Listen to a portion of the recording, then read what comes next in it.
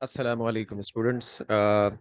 Second year chemistry preparation paper जो कि काफ़ी टाइम से प्रोवाइड हमने किया हुआ ही था। और इसका पीडीएफ जो होगा वो मैं लिंक में डिस्क्रिप्शन में शेयर कर दूंगा आपके साथ।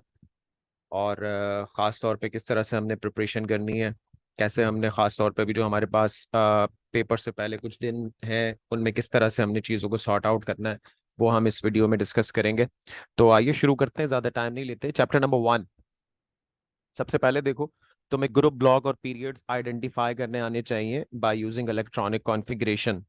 ये कुछ एलिमेंट्स के एटॉमिक नंबर्स दिए हुए हैं, इनकी इलेक्ट्रॉनिक कॉन्फ़िगरेशन लिखनी होगी और उससे ग्रुप ब्लॉक पीरियड आइडेंटिफाई करना होगा। ठीक है जी। अगर तुम्हें नहीं आता, इसकी वीडियो मौजूद है identification of group block period के नाम से, और उससे देख के तुम इसको सीख सकते हो। बहुत बड़ी वीडियो नहीं है, 5 से 10 मिनट में तुम्हारा एक शॉर्ट क्वेश्चन सेव हो जाएगा। दूसरा सवाल, valence shell electronic configuration of groups and blocks. मुख्तलिफ ग्रुप्स की और ब्लॉक्स की वैलेंस शेल इलेक्ट्रॉनिक कॉन्फ़िगरेशन हैं, उनको देखो। इसके अलावा मॉडर्न पीरियोडिक टेबल जो कि मोज़ले पीरियोडिक टेबल की स्टेटमेंट है और किस तरह से वो मैंडलीव के पीरियोडिक लॉ के डीमेरिट्स को, डिफेक्ट्स को दूर करता है, वो देख लो। और last, long form of periodic table जिसमें मुख्तलिफ पीरियड्स की तफसीलात हैं, वो देख लो। ये long form of periodic table में भी लॉन्ग में आ जाए और हो सकता है ना आए। ठीक है। जो शॉर्ट क्वेश्चंस हैं मेनली चैप्टर नंबर 1 से यही बनेंगे, but on the safe side long form of periodic table में भी लॉन्ग का पार्ट बने। चैप्टर नंबर 2 में इंडस्ट्रियल प्रिपरेशन ऑफ हाइड्रोजन और उसमें वाटर गैस की प्रिपरेशन को बहुत अच्छे से करो, शॉर्ट क्वेश्चन के लिए बड़ा इंपॉर्टेंट है। Isotopes of hydrogen again short question के लिए बड़ा इंपॉर्टेंट है। लॉन्ग क्वेश्चन मे बी जो इस चैप्टर से एक बन जाए वो है हाइड्राइड्स की क्लासिफिकेशन, डेफिनेशन और हाइड्राइड्स की तफसील। हाइड्राइड्स की तफसील जो है वो तुम इस चैप्टर से लाजमी तौर पे करो। चैप्टर नंबर 3 पे जब तुम आओगे, सबसे पहले तुम लॉन्ग क्वेश्चन के हवाले से अगर बात कर रहे हो तो लॉन्ग क्वेश्चन चैप्टर नंबर 3 से जो तुम्हारे लिए बहुत ज्यादा इंपॉर्टेंट है वो है कास्टिक सोडा। यहां से देखो, अगर मैं इनऑर्गेनिक के लॉन्ग की बात करता हूं, देखो अब तुम्हें पता होना चाहिए लॉन्ग क्वेश्चन के एक के दो पार्ट्स हैं। ठीक है। तो दो लॉन्ग क्वेश्चन होते हैं, इनऑर्गेनिक में एक करना होता है, ऐसा ही है। तो वो दो लॉन्ग क्वेश्चन का मतलब हो गया 4 पार्ट्स। उन 4 पार्ट्स में से दो तो बनेंगे चैप्टर 4 से। दो कहां से बनेंगे? चैप्टर 4 से बनेंगे। ठीक है। और एक कहां से बनेगा? 3 से। तीन हो गए। अब एक कहां से बनेगा, ये एक पजल है। वो मे बी 5 से बन जाए, मे बी 2 से बन जाए, मे बी 1 से बन जाए। जो मुकाबला है मेन वो 5 और 2 का है कि वहां से एक पार्ट बनेगा लॉन्ग का। तो अगर तुम सिर्फ लॉन्ग की बात कर रहे हो चैप्टर 3 और 4 में के अगर तुम तैयारी कर लेते हो पूरी, तो तुम्हारा लॉन्ग निकल जाएगा।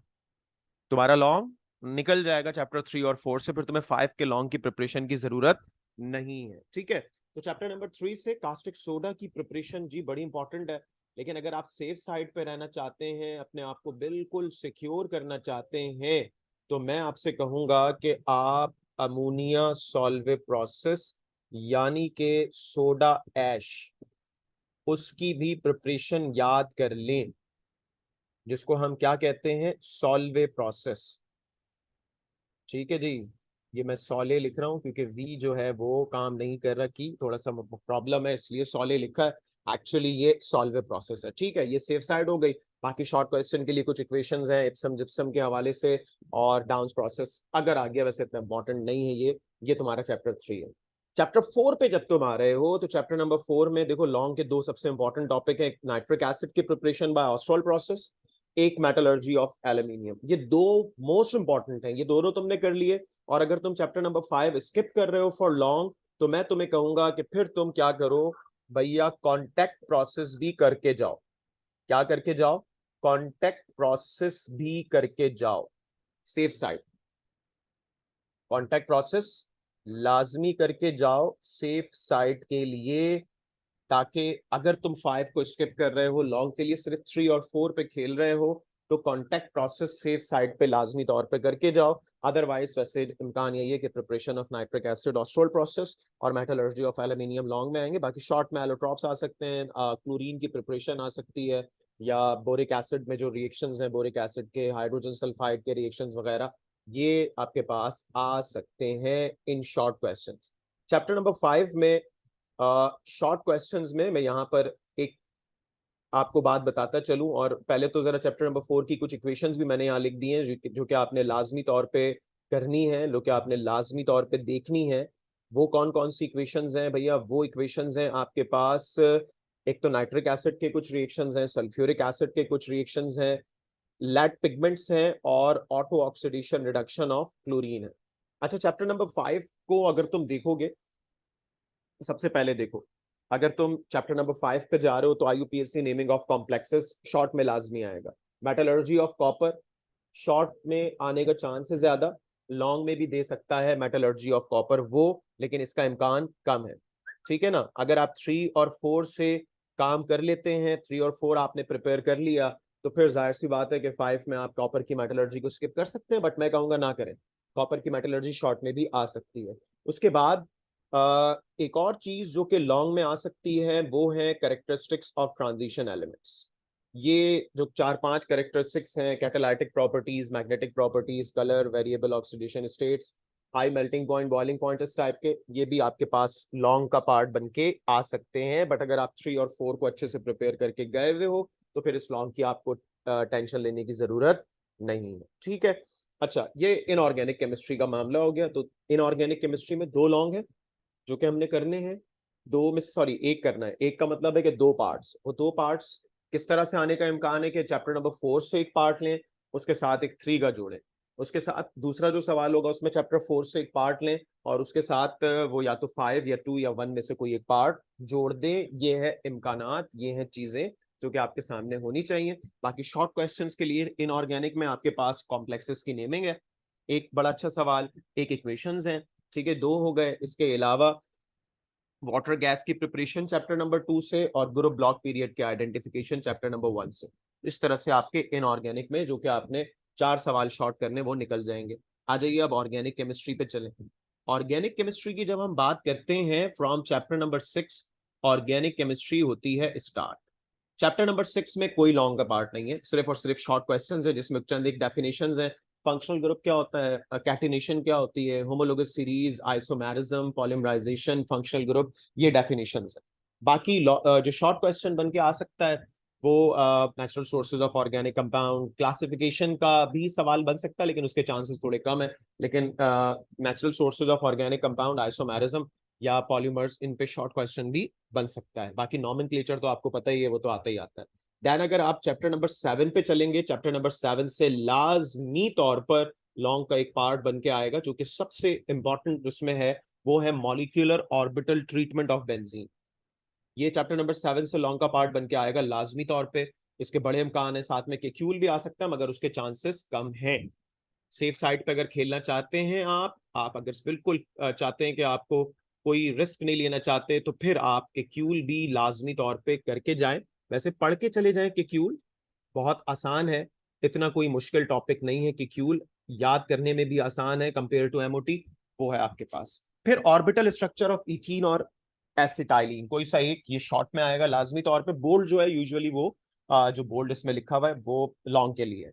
बाकी क्लोरीनेशन का मैकेनिज्म मीथेन में चंद एक इक्वेशंस जिसमें खास तौर पे मेंशन की हुई हैं, ये आपके पास चैप्टर नंबर 7 की तफसीलात है कि यहाँ से ये चीजें आ सकती हैं। बेंजीन से मुख्तलिफ प्रिपरेशंस हैं, इथाइन के चंद एक रिएक्शंस हैं, इथीन के चंद एक रिएक्शंस हैं, वर्ड्स रिएक्शन है, ओरिएंटेशन इन बेंजीन है। अगर एमओटी लॉग में नहीं आती, मिसाल के तौर पे केक्यूल नहीं आता, तो मे बी ओरिएंटेशन आ जाए लॉग में।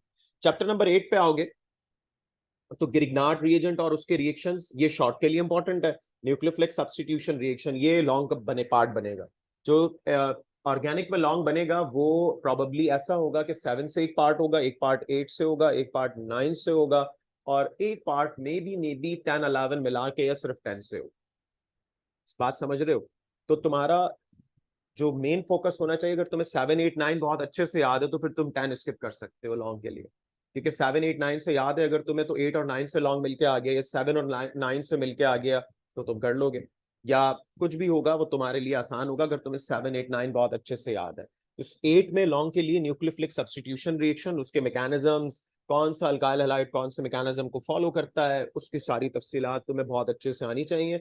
और शॉर्ट में इसमें ग्रिग्नार्ड रिएजेंट तुम लाजमी देखो। बाकी सेफ साइड पे क्लासिफिकेशन ऑफ अल्काइल हैलाइड को भी पढ़ के जाओ, ये भी बड़ा ही अहम टॉपिक बन सकता है फॉर शॉर्ट क्वेश्चन।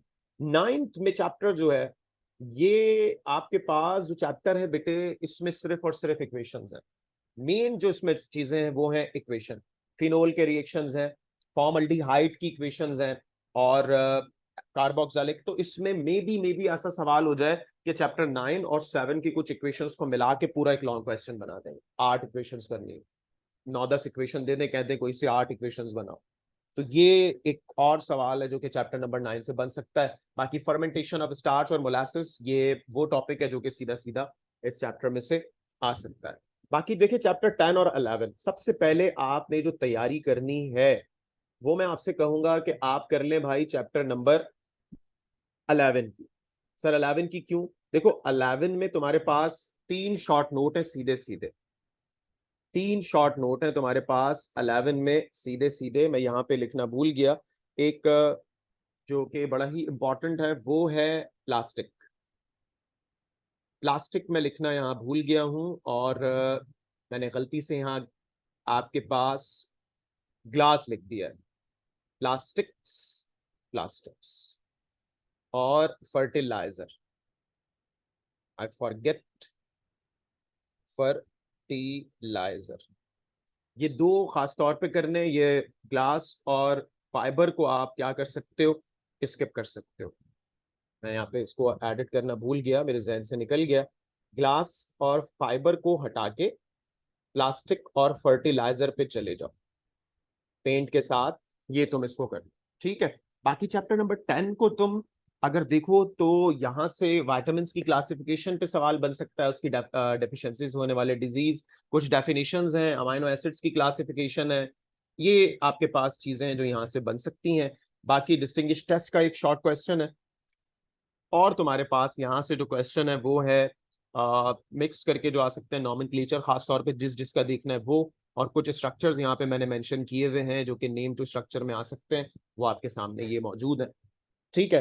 तो बेटे ये सारी चीजें हैं आपके सामने जो कि यहाँ पे मैंने आपसे डिस्कस की हैं। कुछ चीजें इसमें मैंने आपको बताई कि अगर आप ऐसा करना चाहते हो कि भाई ये चैप्टर छोड़ देता हूं मैं रिवीजन में, या इस चैप्टर की मेरी प्रिपरेशन नहीं है, तो एक दो चैप्टर जिनको फोकस करना है वो मैंने आपको बता दिया। आई होप कि आपको ये बात समझ में आ गई होगी। फिर भी अगर कोई भी आपको प्रॉब्लम है, कोई भी आपको इशू है, तो आप बिल्कुल मैसेज करके पूछ सकते हो, ताकि आपका वो प्रॉब्लम हम सॉर्ट आउट कर दें, आपके मसले को हल कर दें, और जो भी इशू है वो हम कैटर कर लें, ठीक है जी। ख्याल रखिए अपना, wish you all the best for your paper. Allah Hafiz, thank you.